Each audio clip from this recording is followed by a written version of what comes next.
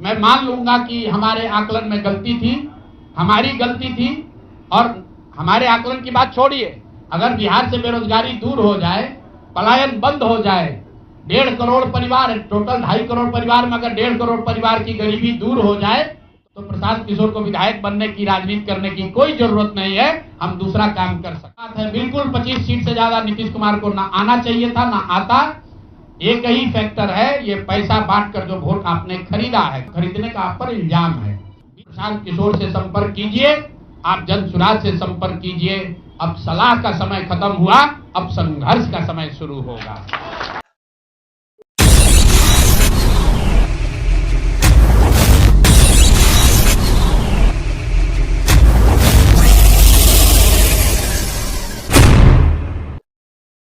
बिहार के 1.5 करोड़ लोगों को 2-2 लाख रुपया नीतीश कुमार दिलवा दे, मैं मान लूंगा कि हमारे आकलन में गलती थी, हमारी गलती थी। और हमारे आकलन की बात छोड़िए, अगर बिहार से बेरोजगारी दूर हो जाए, पलायन बंद हो जाए, 1.5 करोड़ परिवार, टोटल 2.5 करोड़ परिवार में अगर 1.5 करोड़ परिवार की गरीबी दूर हो जाए तो प्रशांत किशोर को विधायक बनने की, राजनीति करने की कोई जरूरत नहीं है। हम दूसरा काम कर सकते हैं। तो आपका अगर ये सवाल है कि 25 सीट की बात है, बिल्कुल 25 सीट से ज्यादा नीतीश कुमार को ना आना चाहिए था, ना आता। एक ही फैक्टर है, ये पैसा बांटकर जो वोट आपने खरीदा है, खरीदने का आप पर इल्जाम है।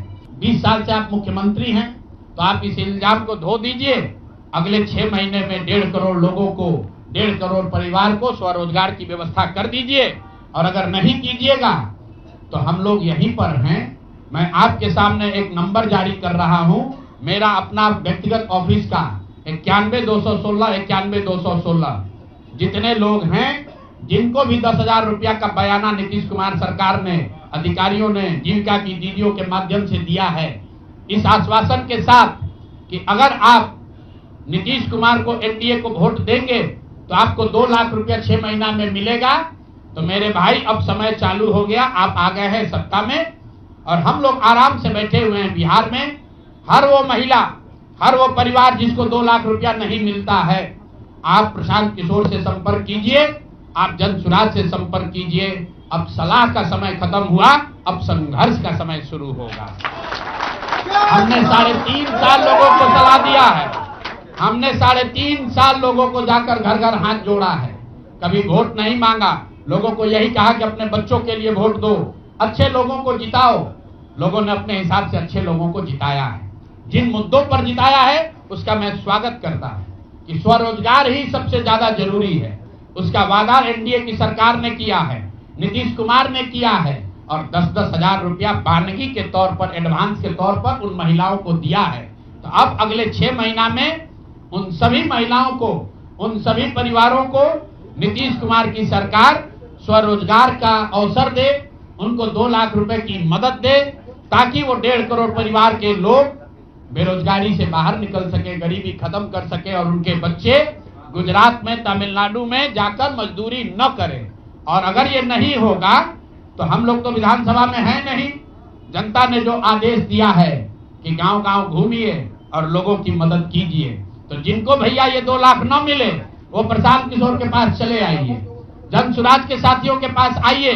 आपकी आवाज बनकर, आपके साथ खड़े होकर ब्लॉक, पंचायत, डिस्ट्रिक्ट के ऑफिसेज में, सरकारी दफ्तरों में हम लोग चलेंगे।